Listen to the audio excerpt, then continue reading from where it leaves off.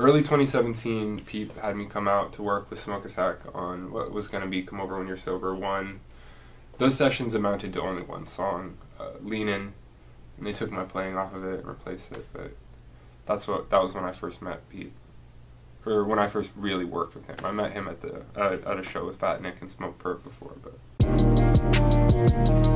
Recently, you shared on Twitter that your project with Lil Peep, Goth, Angel Sinner, is expected to be released in its original form. Can you just speak about the whole process? Because it was, Sure. It was really kind of a controversial thing. Mysterious, too, even to me. But the root of that is that while Peep was still alive, his managers had me fly to London to work with George Astasio, who worked with Smokeasac on Come Over When You're Sober, to make new versions of the songs that were more polished and radio ready, which we did, and Peep didn't really like. He actually threw a tantrum when he heard them. He hated them.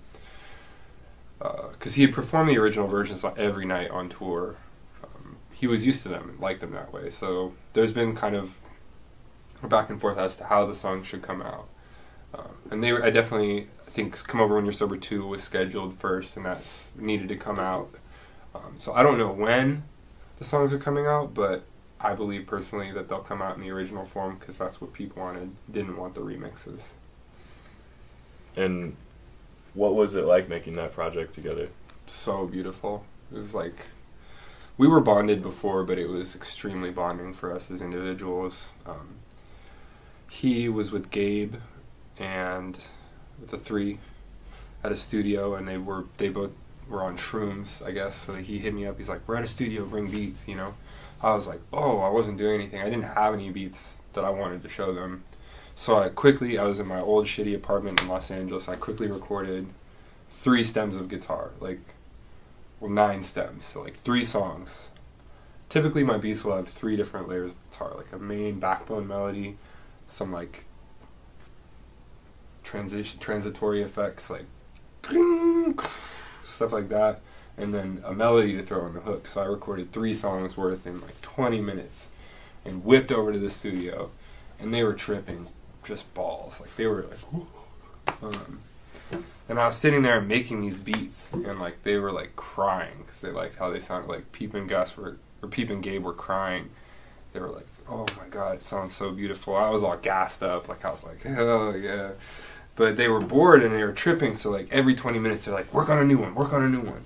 So I made these 3 beats 20 minutes at a time, but I finished all 3, and they were just when Peep, you could tell in Peep's eyes, he wanted those beats. So instead of recording that night, he waited because I don't know, because he waited, and that week we went to a studio in North Hollywood, and we tracked Belgium and Needle, and I think he also recorded Black Jeep with MacNet and Cold Heart that night. And Better Off Dead was engineering.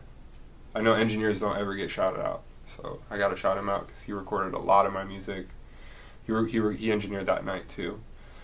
And then we went back the next night, 2 nights later, and he did Moving On and another famous song. I can't remember what song it was, but all in the same week. And we drank Molly water. It was really fun.